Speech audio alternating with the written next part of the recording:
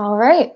Again, thank you everyone for joining us for our panel today, Creating Role Model Ladders, an International Women's Day panel. Happy International Women's Day. With that, I will kind of pass the baton over to Nicole, who is going to be the moderator for the webinar, and we'll do the introductions of our panelists today and get started. Fabulous. Thanks, Laurel, and thank you for the brainchild. Laurel's the brainchild behind this idea to do this on International Women's Day. We're all excited to be here. I'm Nicole Bryan. I'm Vice President of Product Development at Tasktop, and I've been here almost 7 years. Jeff? Yeah, I'm Jeff McCollum. I'm a Director of Product Development here at Tasktop. I've been here about 6 months. Mara? I'm Mara Bruce-CJ. I work for the pre-sales team here, and I've been with Tasktop for over 6 years now. Laurel?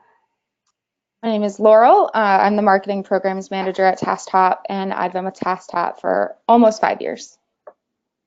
Kevin? I'm Kevin Stark. I'm a software engineer on our engineering operations department, and I've been with Tasktop almost 4 years, I guess. And Sumi? Hi, my name is Sumi Kim. I'm a quality assurance engineer in Tasktop and been with Tasktop for about 4 years now. Fabulous. Well, thank you to all of you for joining us. I think it's really important on days like today, International Women's Day, to take a step back and reflect a little bit. And so I'm really excited to be able to moderate this panel with a bunch of my fabulous colleagues. I was thrilled to see that that the theme this year is better for balance as a theme, and I was reading on their website, and one phrase caught my attention was that that we need to focus on the fact that everyone has a part to play all the time, everywhere.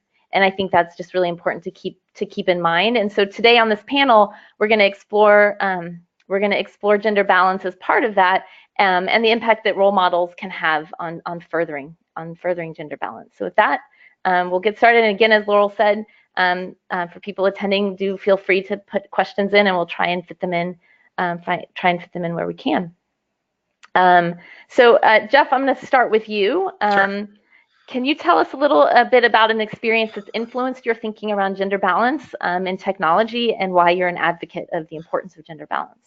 Sure, yeah. I mean, the sort of easy, simple way to answer that is that I've been on teams with gender balance and they seem to work, right? I think maybe you're looking for a better, more robust answer than that. But when I started in technology, I was actually not in the engineering and product side of things, as I was on the services side of things, and account management and sales. I interacted a lot with those folks, which is within technology, I would say, a more gender balanced part of a lot of technology companies. And I appreciated the kind of plurality of perspectives that were able to be available to me when I was on those teams.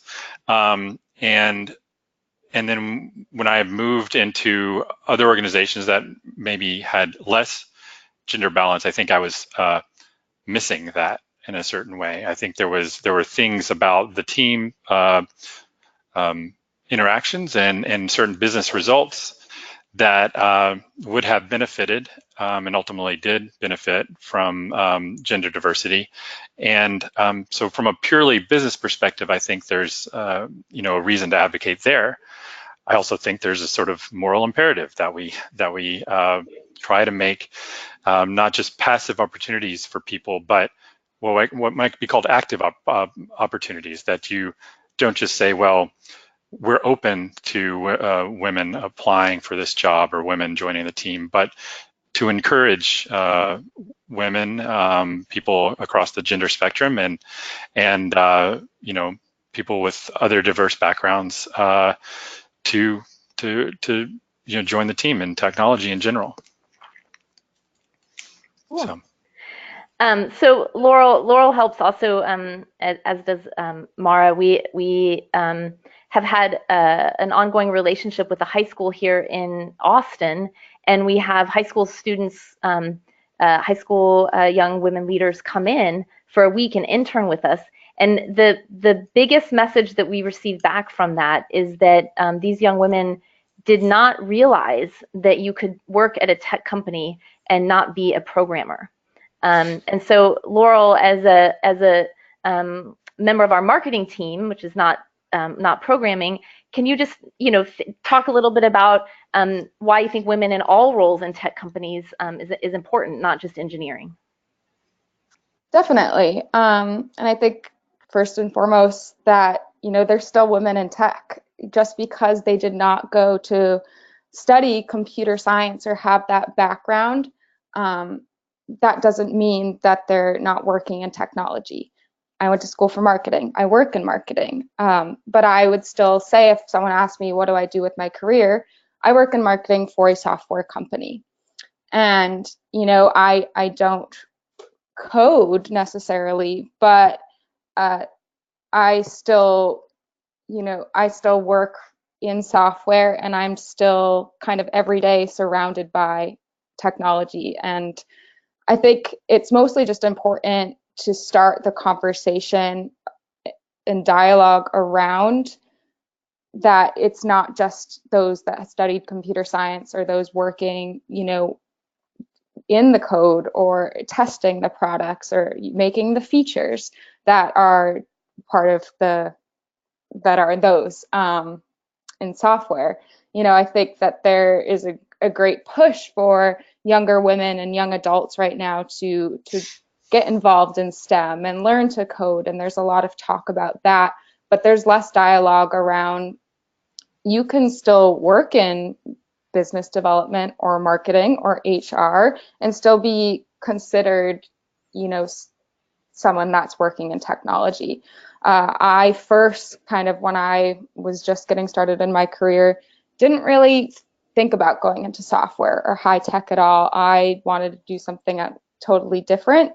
I found Tasktop, and I love the high pace. I love working with technology, and I like, marketing products that I think are going to change the digitally driven future. That's not to say I still don't have a passion for the other things that I was thinking of going into, but I think it's not thought about, it's not talked about that just, yes, I'm a marketer, but I still am a woman in technology because I work for a technology company.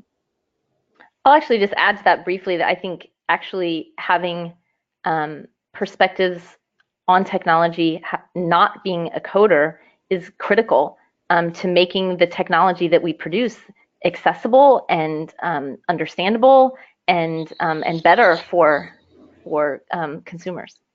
Yeah. So, I might add too, sorry, Nicole, is just that I think there's a good amount of fluidity within roles at tech companies and other companies. So just because, I say it's unlikely if you haven't studied computer science or haven't studied coding that you're going to become an engineer, but there's a lot of fluidity between marketing and product management, for example, which is a very, kind of core, what people would think of a core technology job. So, to your point, Nicole, I mean, people come in any different number of ways into the technology field or into a firm, and you can move all over the place. You're not as pigeonholed as I think a lot of, especially younger people think. So. Great. Sumi. Oh, yeah. Sure, absolutely. Yeah, I think it's really about the awareness of the software is not just the software. Software is actually the product. And to develop a product in any field, it involves many people's collaborations. And I don't think necessarily when I was younger or the younger generation has that holistic view of how things are working. So yeah. Yeah. Well, Sumi, I was going to ask you another question, so I'll stick with you.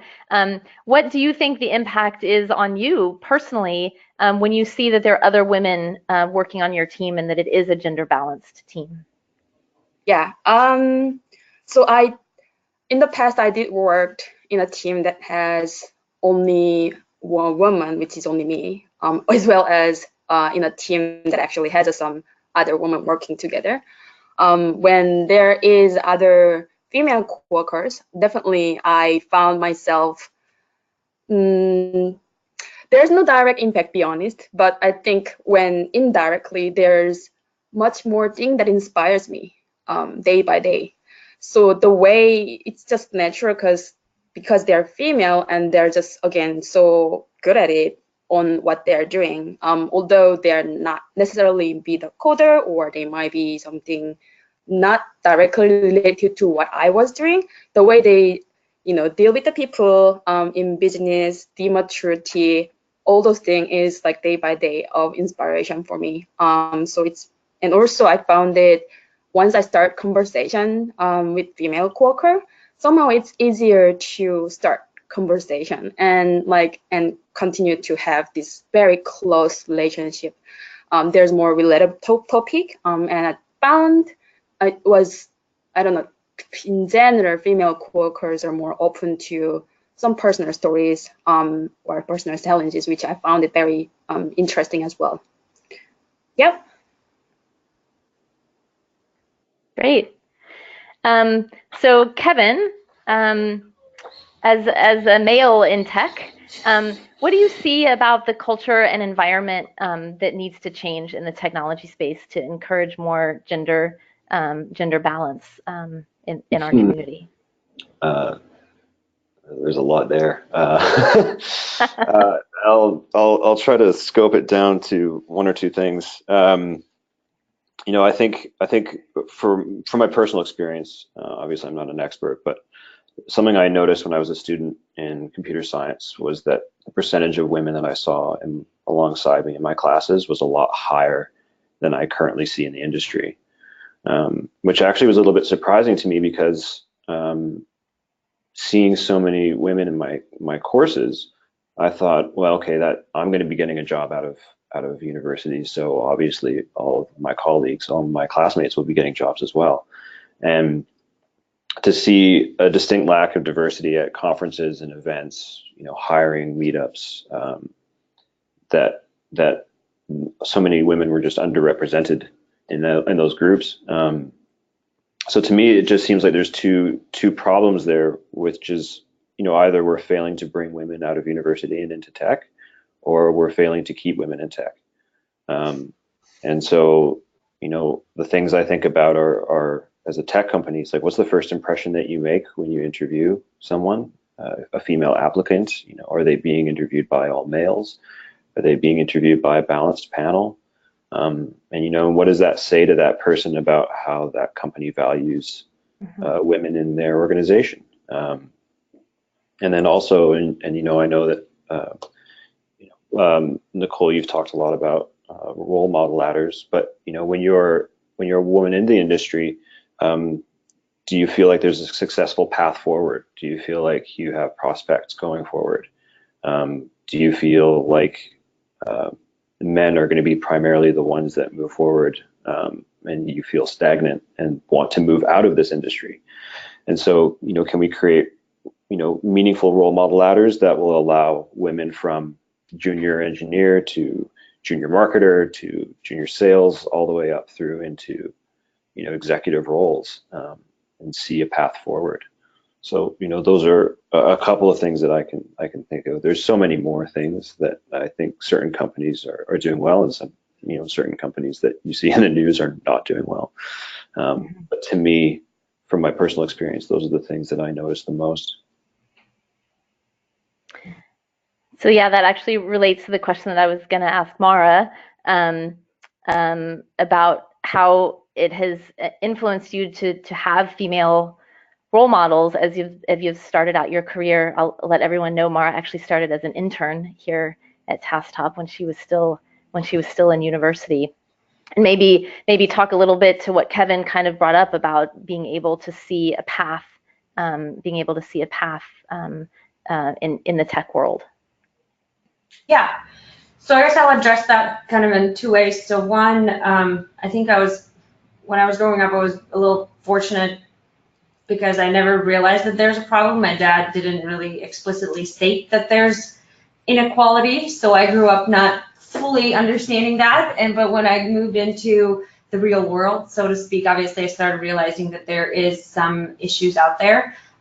Having already more and more stories in the industry where women are celebrated and they're achieving their goals was quite a big impact on me. But having Tasktop and actually women in different levels, at different departments and different levels of the organization, as Nicole was saying, I started out as an intern working for her, but having women in other marketing departments, having women in now also sales departments, so having women be on those leadership roles really makes it more of a reality and just like a norm versus like a dream and something that's impossible. And I think Tasktop is really great at not having that vibe ever. Like I don't think I've ever felt that anybody at Tasktop expresses that, okay, if you're a woman, you actually can't do certain things. It's actually quite the opposite. The company is extremely helpful with whatever route you want to take. You want to switch departments, want to stay in a department, and having women like Nicole, like Sarah on marketing team, like having those leadership roles being taken by women is really, making that path forward for us who are younger and have just started out.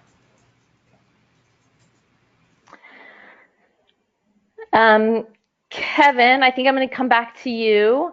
Can you talk about some ways that Jeff kind of touched on this earlier as well, but when you've been on gender balanced teams, what has been the effect for you on your career, and how it has kind of impacted how you think of the importance of gender balance on teams?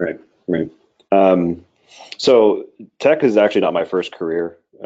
My first career, my first failed career, not surprisingly, was as an actor. So I worked on a lot of casts, a lot of groups, and actually my first professional gig was with a theater company that did work for performers over 50, which in theater is a very unrepresented group as well. And so my first experience was with a lot of men and women who had worked with each other for decades. They had a ton of experience and myriads of awards. And what I noticed with them working together just by observing is how much care and respect and trust they gave each other, and how much they gave me, who was at the time just a nobody.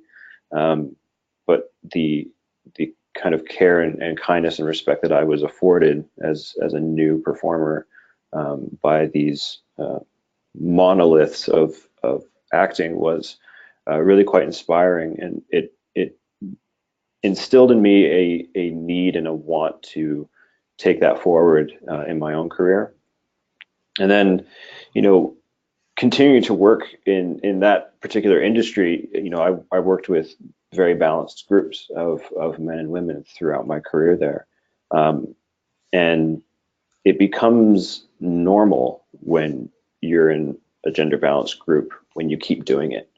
And so what that affords you actually is that when you see inequity, when you see instances where there isn't gender balance or there isn't diversity, you actually notice, and you start to say, okay, there's something weird here. I'm not seeing this thing that I used to see.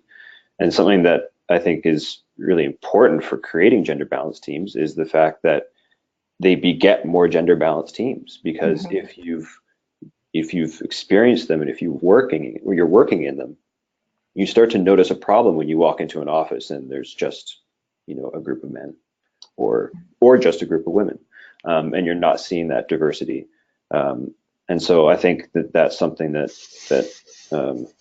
my failed career in acting actually had a positive effects on me. I was much more aware of the balance of teams that I would work on in the future. I think you're absolutely right that it does beget, when it's the same thing. What do they say, that when you eat carbs, it just makes you want to eat more carbs? Yeah, exactly. Yeah, right. So maybe that's not good, but I think it does when you see it. And I talk a lot about that being is believing. Being is believing, not just seeing, but being. And Kevin, that goes to your point about being part of those types of teams. Then if you're on a team that isn't balanced in either direction, A, you'll notice it, and B, you'll think there's something seems off about this, which is absolutely the case. So Jeff, I'm going to go back to you. Sure. And ask about, the actual, you mentioned earlier the moral imperative of making sure that there is diversity. But let's just get to the nuts and bolts of the fact that businesses are running businesses and want to make money. How do you think gender balance affects business outcomes? It's a good question. I think there's there's actually studies that kind of empirically show that on average, in general, companies with a higher representation of female leadership, just on average, in general, do better. So there is some kind of science to back that up. On teams within a company, I was thinking about the ones that I've worked on, and in general, kind of problems that I encounter in my day-to-day job. And I think one of the more difficult things to overcome on any team, this is especially true in product, is kind of a lack of creativity, that you're trying to solve a problem and you cannot come up with the answer, collectively in a team. It's not a guarantee, obviously, that if you have a more gender balanced team that you'll come up with a good solution. But I do think that when you're trying to work on a creative solution, a multitude of sort of backgrounds and experiences that the people can bring to that problem will help, bring more, during that brainstorming conversation, there will be more breadth to it, right? You'll have more people be able to chime in with different things, because it's not a brainstorming session where everybody agrees and has the same two ideas. It's hardly a brainstorming session. Mm-hmm. So I think gender balance is one of those things that can kind of encourage institutional creativity, I suppose, in the way that diversity of opinions increases institutional creativity. So, I mean, if the whole, and I think this is maybe the specific mechanisms of this, I'm not exactly sure, but I can imagine if I were trying to think of something that I wanted to make a product specifically for me, and I wanted to figure out what sort of UI analogy I wanted to use, right? Like, I know a lot about basketball and cars, right?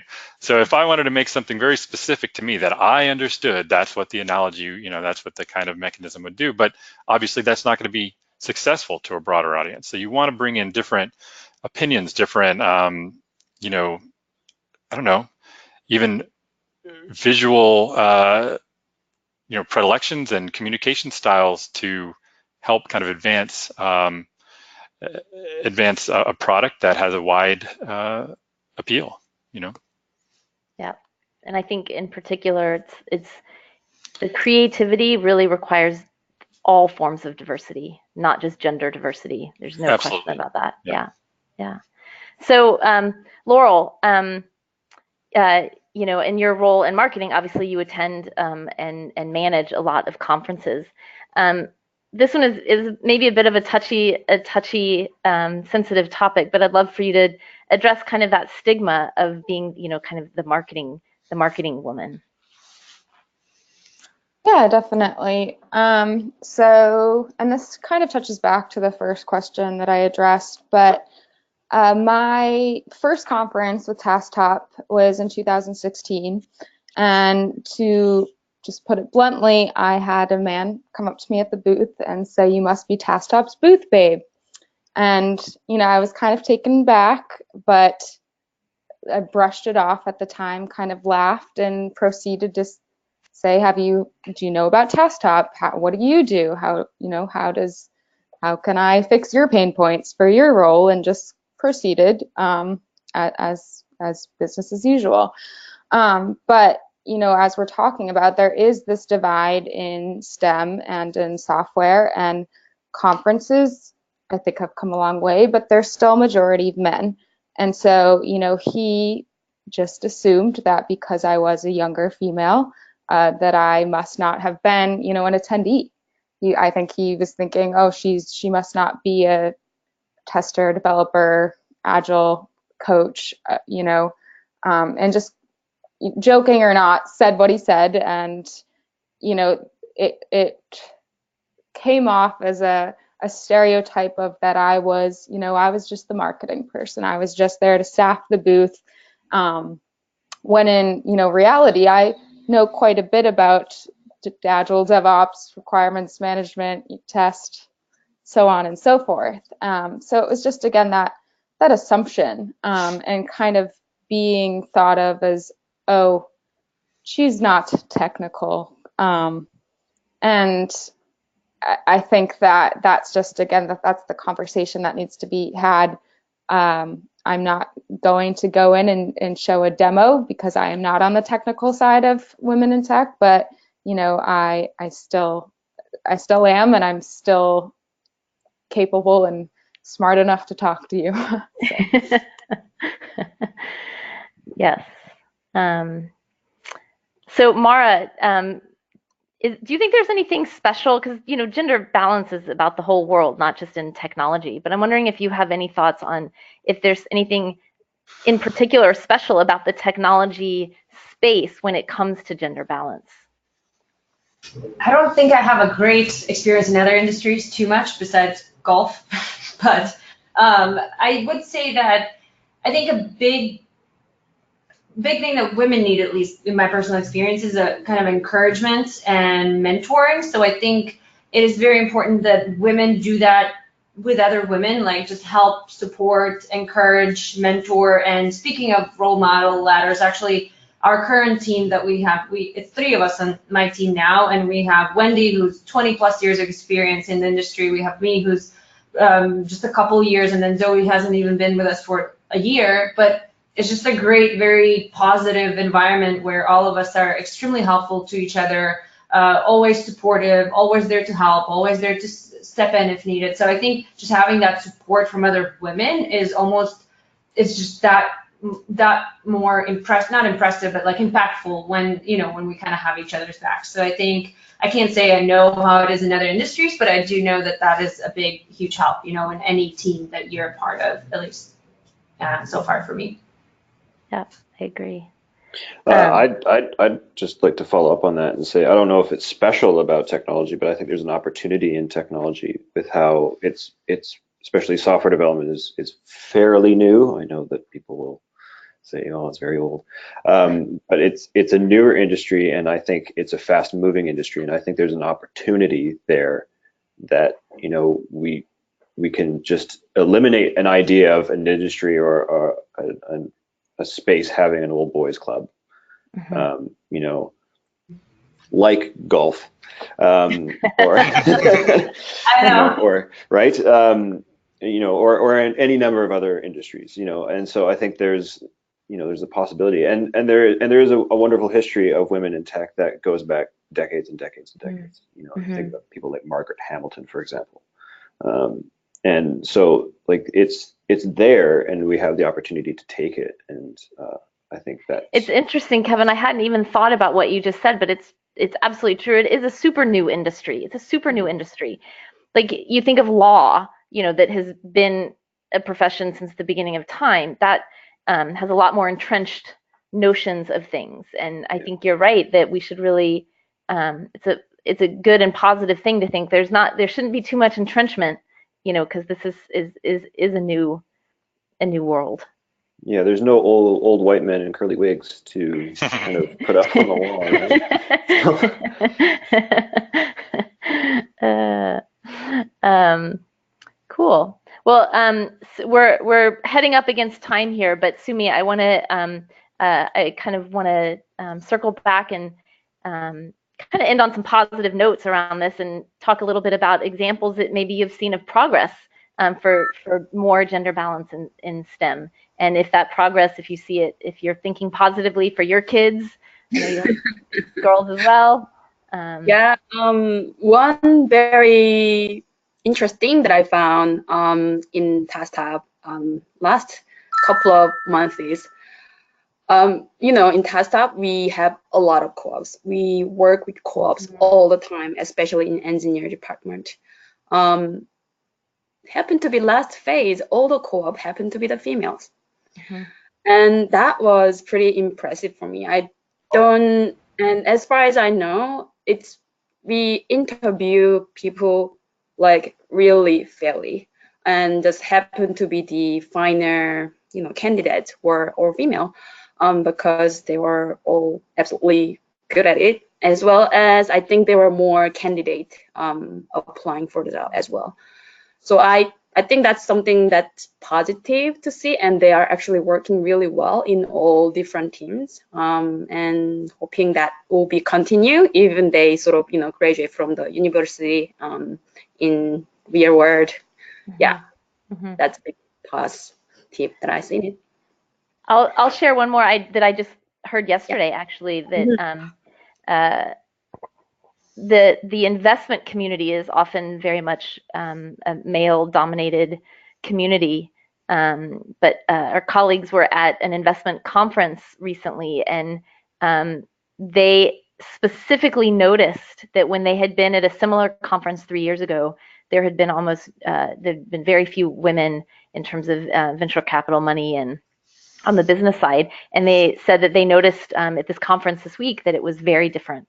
And that there's still a lot of room for growth, but that they specifically noticed that there was more of a gender balance to that community. So that's inspiring as well. Cool. So I think we will kind of wrap things up. Laurel, I'll hand it back to you. Yeah, so I think wrapping things up, I have just one more kind of question, turning the tables. And, you know, Sumi kind of closed out with it saying that, you know, the co-ops were all women, and that, you know, they're going to look up to Sumi as one of their next role models. And Nicole, you're very involved in active, you know, supporting women in tech and speaking a lot about the concept of role model ladders. So I guess closing out this panel, if you could just touch more on what creating role model ladders means, and how can listeners and how can, you know, people at their own organizations look to implement them. Yes, everyone on this panel knows I'm super passionate about this topic, and I think in order to well, Mara touched on the fact that the concept of role model ladders is that women need to see other women and men need to see other men. This is not specific to women, but you need to be able to look up and see an attainable level of progress, and so you need to create these ladders. And so I think if, as an industry, we started focusing more on how specifically we create these ladders, that we maybe won't impact, you know, the entire world, but will impact one team or a few teams. And if everyone does that, then we will have a much bigger impact. And so in order to do that, there's many things to do, but I really think that I'm just going to highlight 3. Number 1, talk about it. So, you know, Kevin, you mentioned that when you're on a team and you're not seeing diversity, bring it up, right? Because you noticed it because you were on teams that were diverse. But talk about it. That's the first thing, is to just use the words, and that kind of begins the conversation. And the second thing is to go local and get creative with how you find candidates. And I think there's many untapped markets. I talk about this pretty frequently, that there's a very massive untapped market of women that were working and decided to stop working after they had kids, and now their kids are getting older and maybe they want to go back into the workforce, and that they have a depth of experience that is really can be quite wonderful. So I think that really focusing on local candidates and finding local schools, Mara, like how we found you through a very local connection, I think goes a long way. And then I think it is important to recognize and know that if you want gender balanced teams, at least in tech, where it is harder to find women sometimes, it is going to sometimes take more time to create that team and to find candidates. And you have to be willing and able to take that time to find that right diversity of a candidate pool. So yeah, so I think in terms of talking to leaders, making sure it's on their radar, helping them, giving them suggestions of how to go local, and pointing out when you're seeing that there's a broken ladder, when you aren't able to see a pathway for everyone on the team. Awesome. Well, thank you, Nicole. Thank you, all of our panelists, and thank you, attendees, for coming and listening and seeing our International Women's Day panel. As a reminder, we did record this and we'll be sending out the recording on Monday.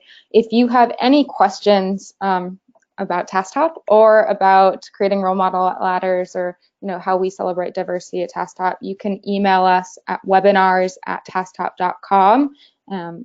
We'll make sure that your question gets answered. But otherwise, happy International Women's Day and have a good rest of your day. Thanks, everybody. Thanks. Thanks. Thanks.